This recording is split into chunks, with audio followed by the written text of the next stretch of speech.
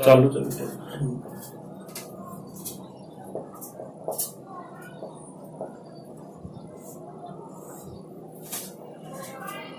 हमने भारत के महाजनपद को पढ़ने के बाद अब हम राजस्थान के महाजनपद वाले विषय पर आते हैं। ये हमारे इतिहास के पहले विषय में ही एक भाग दिया हुआ है और अंत में इसमें एक अभ्यास प्रश्न भी दिया हुआ है कि राजस्थान के प्रमुख महाजनपदों के का वर्णन कीजिए। तो ये प्रश्न 4 नंबर का बनता है। इसके बारे में राजस्थान के 2 जनपद और राजस्थान में 2 महाजनपदों के बारे में बताया गया है। प्राचीन भारत में राजस्थान में 2 जनपद प्रमुख थे और 2 महाजनपद जिनका उल्लेख अंगुत्तर निकाय ग्रंथ में भी किया गया है, उसका वर्णन भी हम यहाँ पर पढ़ेंगे, जिसका विस्तार इसमें दिया गया है। तो राजस्थान के प्रमुख जनपदों का वर्णन कीजिए। इस टॉपिक में से कोई एक छोटा प्रश्न भी आपके सामने आ सकता है। तो सबसे पहले हम लेंगे ये मैप। इस मैप के माध्यम से हम सब कुछ पढ़ेंगे और ये जो प्रश्न है इसको सॉल्व करेंगे। तो राजस्थान में प्रमुख रूप से 2 जनपद थे और 2 महाजनपद थे। इनमें से 2 जनपद थे, एक जांगल और दूसरा था सीवी। और जो 16 महाजनपदों की सारणी हमने पढ़ी है अंगुत्तर निकाय वाली, उसमें से 2 महाजनपद राजस्थान में थे। उनमें से एक मत्स्य महाजनपद था जिसकी राजधानी हमने शॉर्ट ट्रिक के माध्यम से पढ़ी थी, मत खेलो विराट, अर्थात मत्स्य की राजधानी विराटनगर। और दूसरी सूर मथुरा के सूरसेन महाजनपद और उसकी राजधानी मथुरा। ये 2 महाजनपदों का विस्तार क्षेत्र राजस्थान में भी आता था। तो हम इस प्रश्न के बारे में पढ़ेंगे।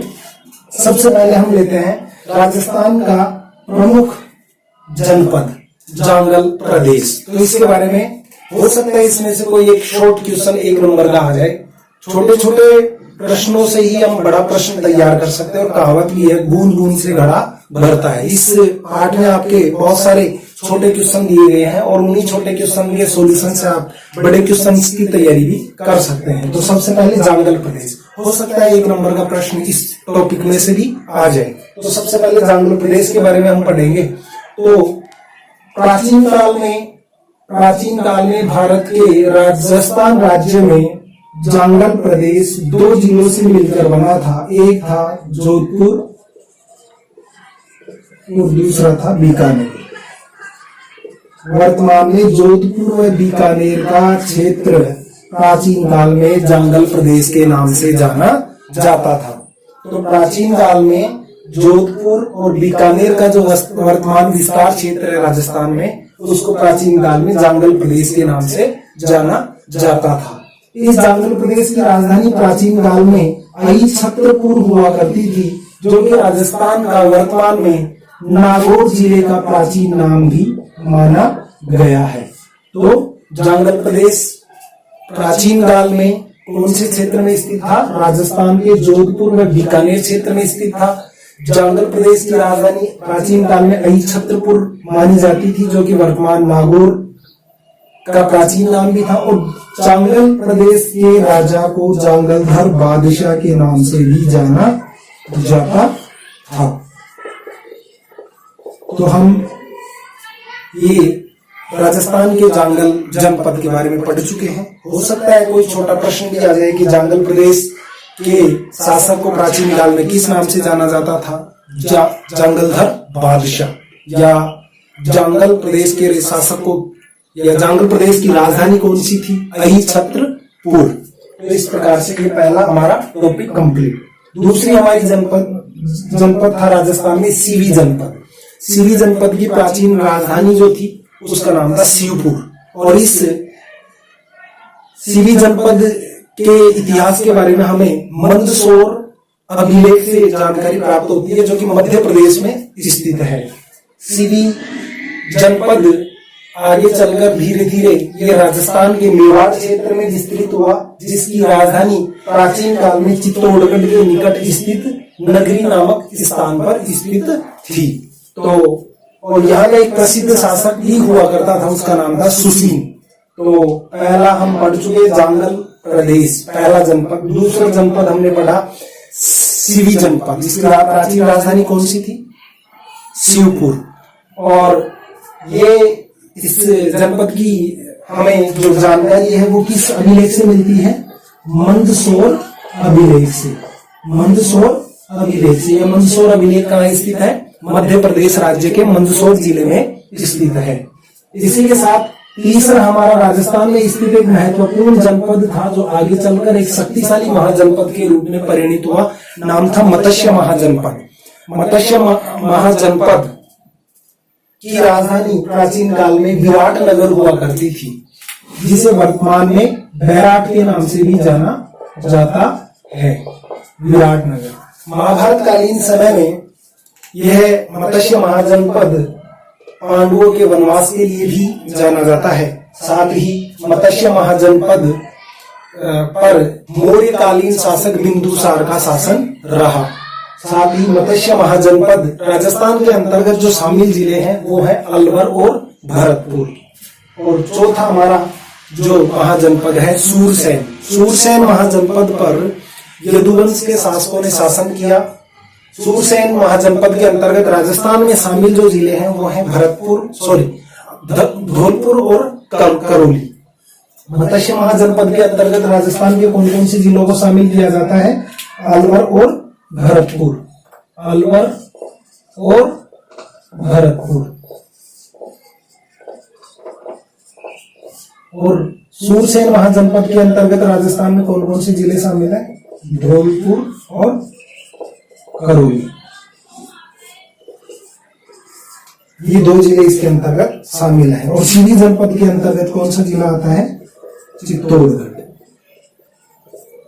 तो इस प्रकार से ये राजस्थान के 4 महाजनपद हैं।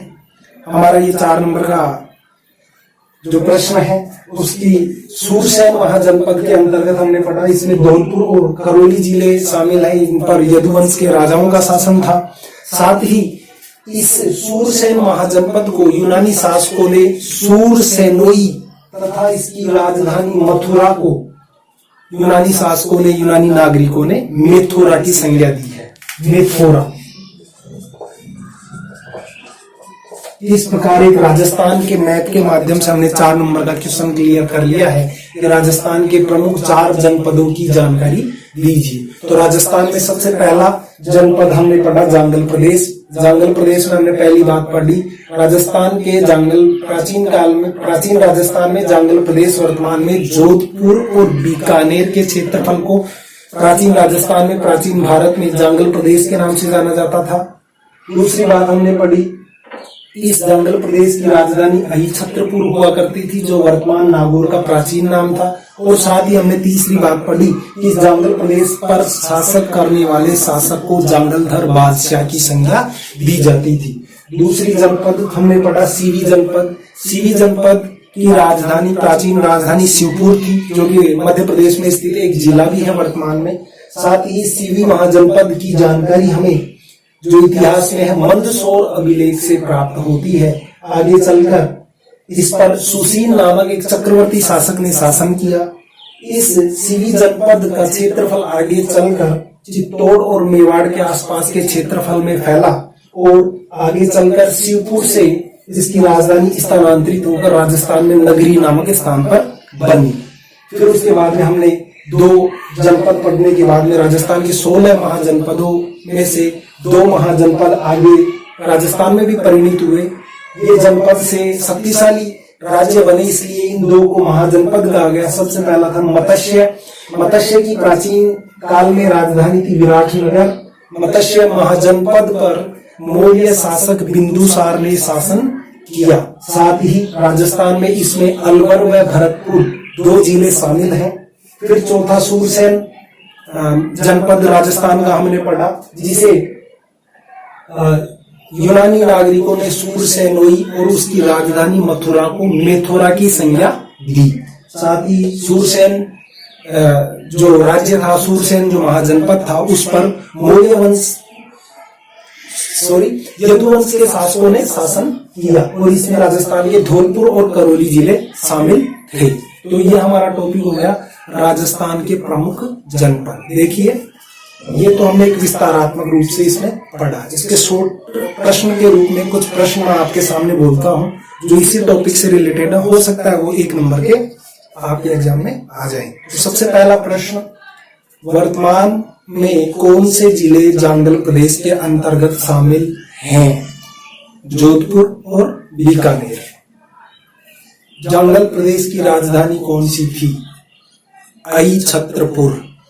राजस्थान के वर्तमान कौन से जिले को प्राचीन काल में आई छत्रपुर के नाम से जाना जाता था? नागौर। राजस्थान के कौन से जनपद के शासक को जांगलधर बादशाह के नाम से जाना जाता था?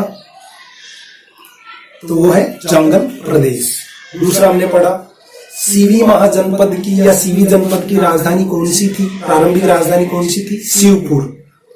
सीवी महाजनपद की या सीवी जनपद की आगे चलकर राजधानी बनी नगरी, जो कि वर्तमान में चित्तौड़गढ़ जिले में स्थित है। सुसील नामक राजा किस राजस्थान के जनपद से संबंधित था? सीवी जनपद से। मत्स्य जनपद की राजधानी कौन सी थी? तो ये हम पहले की क्लास में भी पढ़ चुके हैं, शॉर्ट ट्रिक मत खेलो विराट। मत्स्य की राजधानी विराट नगर। इसी प्रकार मत्स्य महाजनपद के अंतर्गत राजस्थान के वर्तमान में कौन कौन से जिले शामिल थे? अलवर, भरतपुर। और कौन से मौर्य शासक ने मत्स्य महाजनपद पर शासन किया? तो उसका नाम था बिंदुसार। यूनानी शासकों ने राजस्थान और उत्तर प्रदेश में स्थित महाजनपद सूरसेन को किस नाम से पुकारा? सूरसेनोई। सूरसेन महाजनपद की राजधानी कौन सी थी? मथुरा। सूर मथुरा के, शॉर्ट ट्रिक सूर मथुरा के। सूर माने सूरसेन और मथुरा राजधानी।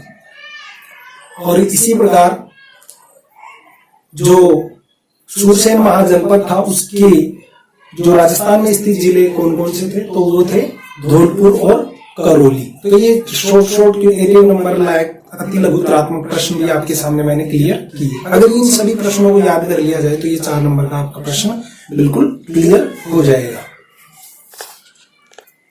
आप इसके बाद स्क्रीनशॉट लेकर आगे के लिए अपने इस प्रश्न की तैयारी इस मैप के माध्यम से भी कर सकते हैं, क्योंकि इसमें मैंने हर एक छोटी बड़ी चीज नोट की है। इससे आपका 1 नंबर का छोटा प्रश्न और बड़े प्रश्न, दोनों तरह के प्रश्न इस नक्शे के माध्यम से हल हो जाएंगे। तो आपने इसका एक फोटो ले लिया होगा, स्क्रीनशॉट ले लिया होगा। पिछली कक्षा में हमने भारत के 16 महाजनपदों के बारे में विस्तार से पढ़ा था और साथ ही मैंने आपको एक चीज भी बताई थी कि ये 16 महाजनपद आगे चलकर शस्त्रीकरण की होड़ व राजनीतिक महत्वाकांक्षा के कारण आपस में लड़ने झगड़ने लगे। ये आगे चलकर 16 में से 4 शक्तिशाली महाजनपद और 4 में से फिर अंतिम शक्तिशाली महाजनपद मगध अस्तित्व में रहा। और मगध के सर्वाधिक उत्थान में वहां के हर्यक वंश का, मगध का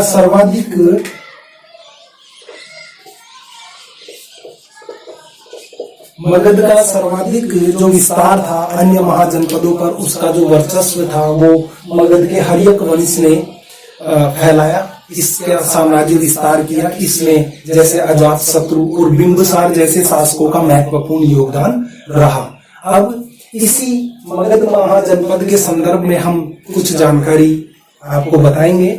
मगध महाजनपद और इसके अंतर्गत जो मौर्य वंश था उसका हम इसमें चैप्टर पढ़ेंगे। देखिए, सबसे पहले इस मगध वंश के बारे में आपको मैं एक जीके का प्रश्न और बता देता हूँ कि ये जो मगध जो साम्राज्य था, ये भारत का सबसे शक्तिशाली साम्राज्य प्राचीन काल से लेकर और 1947 तक रहा। यहाँ के शासक अत्यधिक शक्तिशाली थे और इस वंश का प्राचीन काल में सर्वाधिक विस्तार किया हर्यक वंश के शासकों ने। इस पर हर्यक वंश के बाद शिशुनाग वंश और मौर्य वंश के शासक जो योग्य थे उन्होंने शासन किया और यहाँ की कीर्ति पताका को दूर दूर तक फैलाया। इसी के संदर्भ में हम जानकारी शेयर करेंगे। देखिए, हर्यक वंश के बाद में शिशुनाग वंश और शिशुनाग वंश के बाद में यहाँ पर महापद्मनंद नामक शासक ने नंद वंश की स्थापना की। ये आपके सिलेबस में है। तो ये हर्यक वंश भी है कि मगध साम्राज्य का सर्वाधिक विस्तार किस वंश के शासकों के समय हुआ? तो वो था हर्यक वंश। फिर उसके बाद में हर्यक वंश के बाद में मगध में मगध में नंद वंश की स्थापना किसने की? ये प्रश्न 1 नंबर का आ सकता है। तो इसका सही जवाब है महापद्मनंद। महापद्मनंद। और इस वंश का अंतिम शासक था, उसका नाम था घनानंद। घनानंद। तो मगध साम्राज्य में नंद वंश की स्थापना किसने की? महापद्मनंद ने। और इस वंश का अंतिम शासक कौन था? घनानंद। अब हम आपके सामने एक छोटी सी कहानी बताएंगे जिसके माध्यम से आपको इस मगध साम्राज्य की, नंद वंश की और नंद वंश के अंत और उस अंत के पश्चात मौर्य वंश की स्थापना का आपको इससे जानकारी प्राप्त होगी। देखिए, जो नंद वंश का अंतिम शासक था घनानंद, ये अत्यंत क्रूर, महत्वाकांक्षी और अन्यायी शासक था। इस घनानंद के राज्य में जनता त्राही त्राही कर रही थी। इसी समय तक्षशिला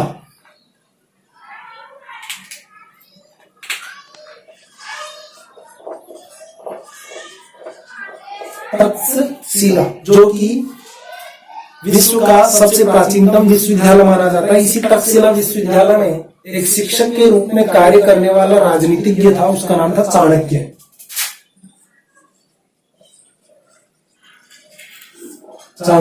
और नंद वंश के शासक घनानंद के ही समय मेसिडोनिया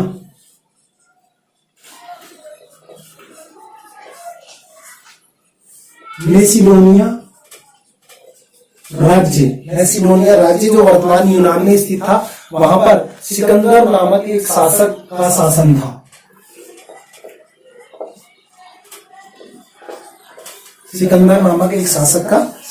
सिकंदर एक महत्वाकांक्षी शासक था। सिकंदर ने विश्व विजेता बनने का ख्वाब देखा। इसी विश्व विजेता बनने की श्रेणी में उसने संपूर्ण यूनान और यूनान के पश्चात ईरान और आसपास के पश्चिमी एशियाई देशों पर अपनी विजय हासिल की। और इसी श्रृंखला में वह भारत की ओर धीरे धीरे बढ़ रहा था। जब वह सिंधु नदी के किनारे तक पहुंचा तो तक्षशिला विश्वविद्यालय में राजनीति के आचार्य चाणक्य को इस बात की चिंता हुई कि एक विदेशी व्यक्ति अगर भारत और आर्यभट्ट में आकर अपना साम्राज्य स्थापित कर लेगा तो हम लंबे समय तक गुलाम बन जाएंगे। इसलिए चाणक्य ने सिकंदर के प्रतिरोध के रूप में भारत में अनेक शासकों की ओर ध्यान दिया और उसका ध्यान मगध के शासक घनानंद की ओर गया, क्योंकि घनानंद उस समय नंद वंश का और मगध का शासक था। और चूंकि मैंने आपको बताया कि मगध उस समय का सबसे शक्तिशाली महाजनपद था, जिसने धीरे धीरे सभी महाजनपदों को अपने राजनीतिक केंद्रीकृत शासन के रूप में एक जगह उनको शामिल कर लिया था। इसलिए चाणक्य को यह लगा कि सिकंदर का भारत में प्रतिरोध करने की एकमात्र शक्ति घनानंद में है। इस कारण वह तक्षशिला से मगध साम्राज्य में पहुंचा। मगध साम्राज्य में वह घनानंद के राजमहल में मिला, लेकिन उस राजमहल में घनानंद ने चाणक्य का यह बात कहते हुए प्रतिरोध किया कि मैं आपके कहने से क्यों सिकंदर से युद्ध लड़ूं, इसमें मेरा क्या फायदा है, और उसका अपमान कर दिया और उसे अपने दरबार से बाहर निकल जाने का आदेश दिया। ऐसी स्थिति में भरे दरबार में चाणक्य का अपमान होने पर चाणक्य ने घनानंद का समूल विनाश करने का वहां प्रतिज्ञा ली भरे दरबार में, और अपनी चोटी में गांठ लगाई और कहा कि यह चोटी की गांठ तभी खुलेगी जब मैं मगध के साम्राज्य में नंद वंश का अंत कर दूंगा, घनानंद के साम्राज्य का अंत कर दूंगा। तो वह अपनी प्रतिज्ञा लेकर और वापस तक्षशिला लौटने लगा। ये कहानी का एक पहलू है। दूसरी एक कहानी और है। दूसरी कहानी का कुछ अंश सुनाने के बाद में वो कहानी चाणक्य पर आकर जुड़ जाएगी। मगध साम्राज्य में ही आम जनता में एक मोर पालने वाली जनजाति रहा करती थी, और यह मोर पालने वाली जनजाति में ग्रामीण क्षेत्रों में निवास करती थी। यहीं पर मगध के शासक घनानंद का गांवों में और राज्य के अंदर बहुत ज्यादा अन्याय हुआ करता था। तो एक बार मगध के राज्य के सैनिकों ने एक गांव में मोर पालने वाली जाति के एक दंपति में पिता की हत्या कर दी और माँ मतलब महिला जिसका नाम मूरा था, उस मूरा नामक महिला को राजमहल के अंदर ले जाकर दासी बना लिया। इन दोनों दंपति का एक पुत्र था। वह पुत्र आगे चलकर गुलामी का जीवन जीता है। उसको दास प्रथा के अंतर्गत दूसरी जगह बेच दिया जाता है मगध के सैनिकों के द्वारा। वो छोटे से बालक ने अपने माता पिता की हत्या देखी और उसने निर्णय किया कि जिसने मेरे माता पिता की हत्या की है उन सैनिकों को और उन मगध साम्राज्य के राजा का मैं समूल नाश कर दूंगा। तो दोनों कहानियों से हमें जानकारी मिलती है कि एक अपने माता पिता का बदला लेने के लिए और दूसरे ने मगध साम्राज्य का विनाश इसलिए करने का निर्णय किया था क्योंकि उसका भरे दरबार में विरोध कर दिया गया। तो एक बार वह जो बालक था अपने साथी दास मित्रों के साथ में एक नदी के किनारे राजकीलम नामक एक खेल खेल रहा था जिसमें वह राजा का नाटक कर रहा था और उसके जो सहभागी जो मित्र थे वो दरबारी का जो रोल था वो निभा रहे थे, जो भूमिका थी वो निभा रहे थे नदी के किनारे। और यह मौका उसी समय का था जब जो चाणक्य जो था कौटिल्य चाणक्य पंडित विष्णु शर्मा मगध से तक्षशिला जा रहा था। तो उसने रास्ते में एक नदी के किनारे उस बालक को और उसके मित्रों को राजकीलम खेलते हुए देखा। तो कौटिल्य को यह महसूस हुआ कि इस बालक में नेतृत्व क्षमता बहुत अच्छी है और यह राजा बनने के बहुत सारे गुण रखता है। तो चाणक्य ने उसके मालिक को 1000 स्वर्ण मुद्राएं दे के 1000 पण चांदी के सिक्के मौर्य काल और में ये और नंद वंश के समय ये चांदी के सिक्के हुआ करते थे। तो 1000 जो कारसापण नाम के तांबे के सिक्के कारसापण तांबे के सिक्के उस मालिक को देकर और उस बालक को खरीद लिया और उस बालक को अपने साथ कहाँ ले गए, तक्षशिला। बालक इसलिए जाने को तैयार हो गया क्योंकि बालक को चाणक्य ने बताया कि मैं मगध वंश के शासक घनानंद का समूल नाश चाहता हूं। तो बालक के भी मन की जो प्रतिज्ञा थी वो उसे याद आई और वह चाणक्य के साथ में जाने के लिए तैयार हो गया। इस प्रकार एक मोर पालने वाली जाति का एक छोटा सा बालक आगे आने वाले समय में अपने गुरु के सानिध्य में तक्षशिला में शिक्षा ग्रहण करता है, अस्त्र शस्त्र की शिक्षा ग्रहण करता है और भारत का एक शक्तिशाली शासक बनता है। अब ये कहानी जो है हमारी पूरी हो चुकी है। आपके इस चैप्टर के अंदर जो है हमने इस चीज के अंदर पढ़ा मगध को शक्तिशाली बनाने में किस वंश का प्रारंभिक हाथ रहा या प्रारंभिक योगदान रहा, तो वह था हर्यक वंश। नंद वंश की स्थापना मगध साम्राज्य में किसने की, तो वो था महापद्म नंद। और नंद वंश का अंतिम शासक कौन था, घनानंद। चंद्रगुप्त मौर्य के गुरु का क्या नाम था, तो चंद्रगुप्त मौर्य के गुरु का नाम था चाणक्य उर्फ कौटिल्य उर्फ पंडित विष्णु शर्मा। तो ये उस गुरु का नाम था। तो वो अब यहाँ पर प्रश्न बनता है बड़ा, चंद्रगुप्त मौर्य की राजनैतिक उपलब्धियों की जानकारी लीजिए। चंद्रगुप्त मौर्य की राजनीतिक उपलब्धियों की जानकारी लीजिए। तो प्रारंभिक परिचय तो हमारी इस कहानी से हो ही गया। चंद्रगुप्त मौर्य बचपन में मौर्य पालक जनजाति से संबंधित था। इसकी माता का नाम मूरा था जो कि दासी थी घनानंद के दरबार में। चंद्रगुप्त मौर्य के गुरु का नाम कौटिल्य था और इसने तक्षशिला विश्वविद्यालय से अस्त्र और शस्त्र की शिक्षा ग्रहण की। 322 ईसा पूर्व में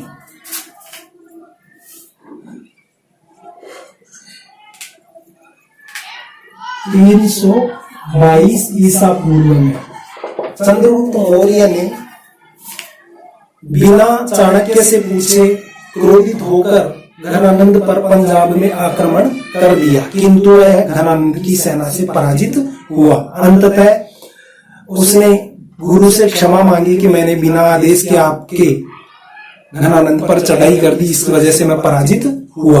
अब चाणक्य ने उससे क्षमा कर लिया और कुछ दिन बाद चंद्रगुप्त मौर्य को एक शक्तिशाली सेना संगठित करने का आदेश दिया। शक्तिशाली सेना संगठित करने के बाद चंद्रगुप्त मौर्य ने 322 ईसा पूर्व में नंद वंश के शासक घनानंद को युद्ध में पराजित कर दिया। तो हमारी बात शुरू हो रही है कि चंद्रगुप्त मौर्य की राजनीतिक उपलब्धियों का वर्णन कीजिए। पहला टॉपिक, चंद्रगुप्त मौर्य का प्रारंभिक जीवन परिचय।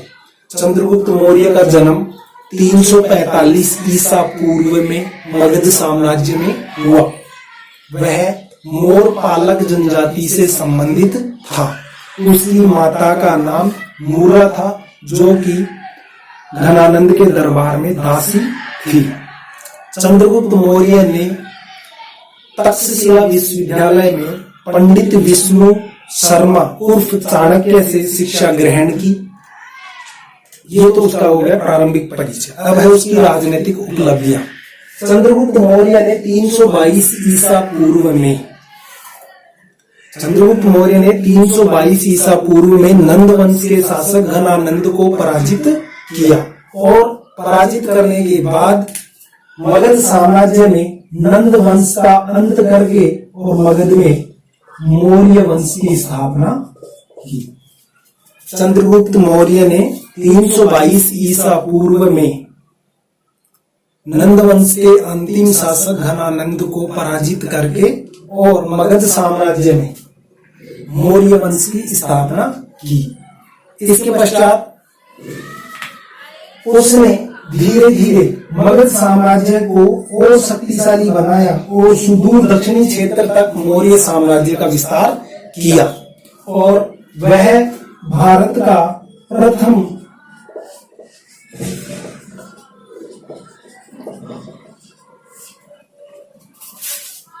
चंद्रगुप्त मौर्य भारत का प्रथम अखिल भारतीय भारत का शासक बना। अखिल भारत का मतलब एक संगठित भारत का शासक बना। एक विस्तृत साम्राज्य का पहला शासक कौन बना? चंद्रगुप्त मौर्य। तो 1 नंबर का प्रश्न है और RS IAS और बहुत सारी एग्जाम में एक प्रश्न भी पूछा जाता है, अखिल भारतीय साम्राज्य का पहला शासक कौन था? तो मौर्य साम्राज्य का शासक चंद्रगुप्त मौर्य प्रथम अखिल भारतीय साम्राज्य का पहला शासक था। तो 322 ईसा पूर्व में नंद वंश के अंतिम शासक घनानंद को पराजित करके चंद्रगुप्त मौर्य मगध साम्राज्य का और संपूर्ण अखिल भारतीय साम्राज्य का पहला शासक बना। यह उसकी पहली राजनीतिक उपलब्धि थी। दूसरी राजनीतिक उपलब्धि के अंतर्गत अभी यूनान से भारत पर आक्रमण का अंदेशा खत्म नहीं हुआ था। सेल्यूकस निकेटर भारत से सिंधु नदी से वापस लौट गया था, लेकिन 305 ईसा पूर्व में सिकंदर के बाद उसका शासक मैसिडोनिया का शासक सेल्यूकस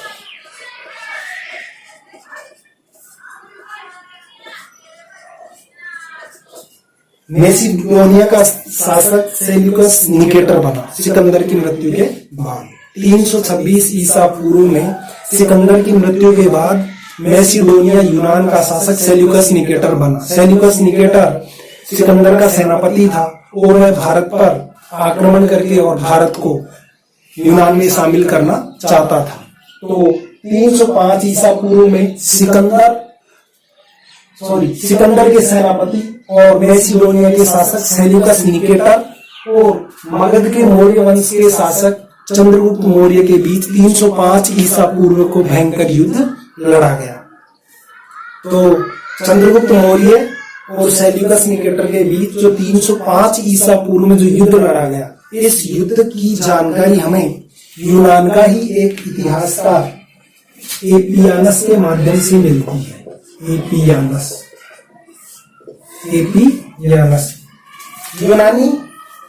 वह यूनानी इतिहासकार जिसने चंद्रगुप्त मौर्य व सेल्यूकस निकेटर के बीच हुए युद्ध का वर्णन किया है या वो उसने उसका आंखों देखा हाल बताया है, तो वह है एपियानस।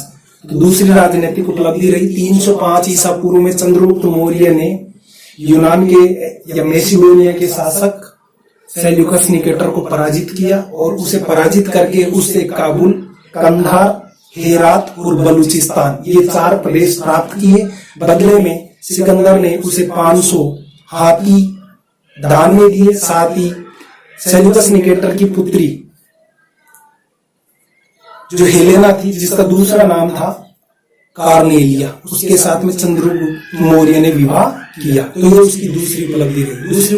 पहली उपलब्धि 322 ईसा पूर्व में चंद्रगुप्त मौर्य ने नंद वंश के शासक घनानंद को पराजित करके मगध में मौर्य वंश की स्थापना की।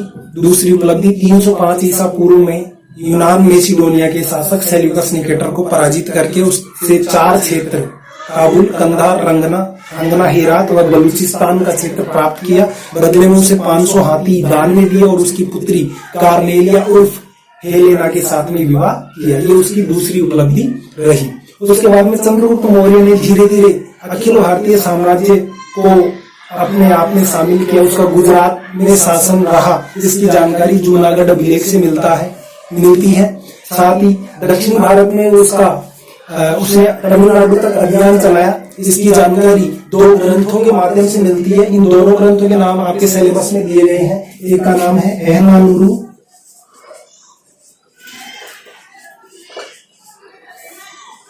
दूसरे का नाम है मोरनानुरू। ये 1 नंबर के प्रश्न आ सकते हैं कि चंद्रगुप्त मौर्य ने दक्षिण भारत में अपना अभियान चलाया, दक्षिणी भारत को विजित किया, तो इसकी जानकारी देने वाले 2 ग्रंथ कौन कौन से हैं? तो पहला है एहनानुरू और दूसरा है मोरनानुरू। इन 2 के माध्यम से यह जानकारी मिलती है। चंद्रगुप्त मौर्य का साम्राज्य पश्चिम में ईरान, अफगानिस्तान से पूर्व में कोलकाता, बंगाल तक था। उत्तर में कश्मीर से लेकर दक्षिण में समुद्र किनारे तक, तमिलनाडु तक चंद्रगुप्त मौर्य का शासन रहा। और इन राजनीतिक उपलब्धियों के साथ साथ में उसकी एक धार्मिक उपलब्धि भी रही। चंद्रगुप्त मौर्य ने अपने जीवन के अंतिम समय में भद्रबाहु नामक जैन विद्वान से धार्मिक शिक्षा ग्रहण की, या वह जैन धर्म में दीक्षित हुआ और अंततः स्वर्ण बेल गोला नामक स्थान पर संलेखना पद्धति, जो कि जैन धर्म में एक उपवास पद्धति होती है, उसके माध्यम से स्वर्ण बेल गोला नामक स्थान पर कर्नाटक राज्य में 298 ईसा पूर्व में चंद्रगुप्त मौर्य ने अपना देह त्याग लिया।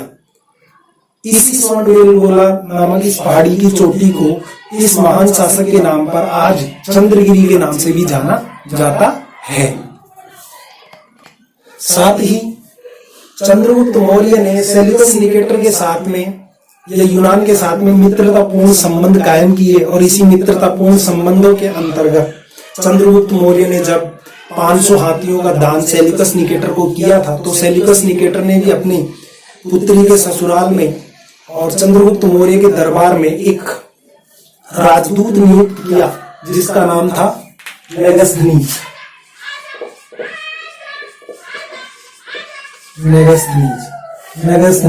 जिसने चंद्रगुप्त मौर्य की उपलब्धियों, उसके समय के मौर्य साम्राज्य की प्रशासनिक स्थितियों की विस्तार से व्याख्या की है। और इसने मेगस्थनीज ने एक ग्रंथ लिखा जिसका नाम था इंडिका। साथ ही चंद्रगुप्त मौर्य ने अपने गुरु चाणक्य को अपने राज्य में एक विशिष्ट स्थान भी दिया, और चाणक्य ने भी चंद्रगुप्त मौर्य की प्रशासनिक व्यवस्था का वर्णन किया है। इस ग्रंथ का नाम है अर्थशास्त्र। तो ये दोनों ग्रंथ चंद्रगुप्त मौर्य की उपलब्धियों के स्रोत हैं। इन दोनों ग्रंथों के माध्यम से हमें चंद्रगुप्त मौर्य की उपलब्धियों की जानकारी मिलती है। तो चंद्रगुप्त मौर्य की उपलब्धि एक बार फिर से मैं आपको बता देता हूँ। 322 ईसा पूर्व में चंद्रगुप्त मौर्य ने यूनान के शासक सेल्यूकस निकेटर को पराजित किया। बदले में उससे काबुल, कंधार, हेरात और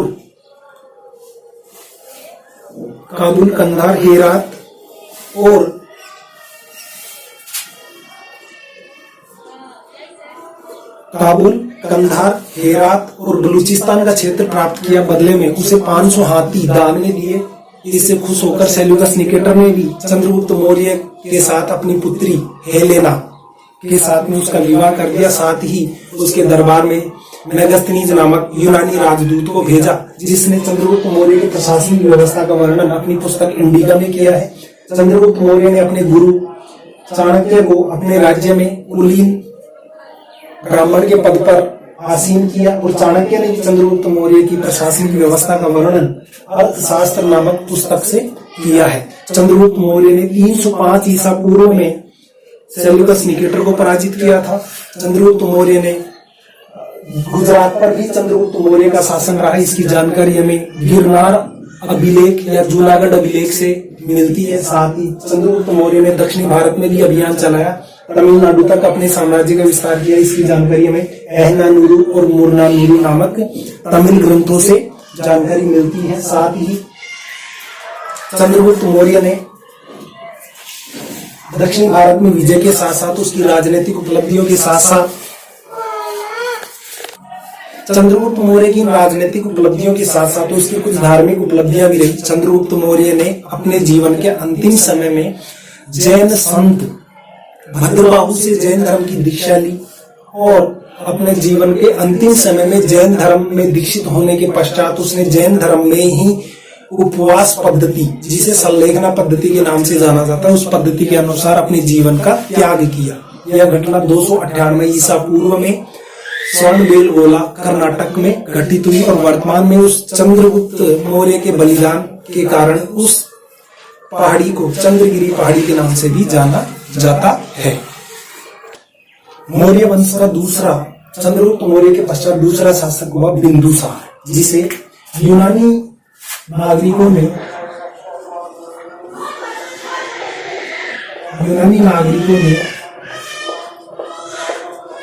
इसे अमित्रघात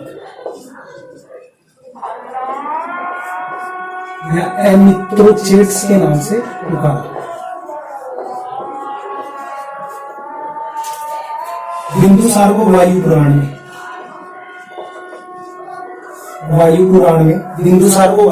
में भद्रसार कहा गया है। जैन धर्म ग्रंथों में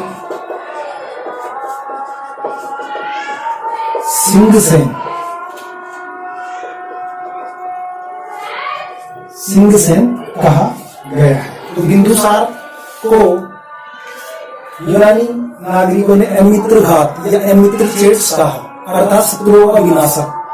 वायु पुराण में इसको भद्रसार, जैन धर्म ग्रंथों में इसे सिंहसेन के नाम से जाना जाता है। ये इसकी प्रारंभिक जो जानकारी है वो है। इसकी राजनीतिक उपलब्धियां रही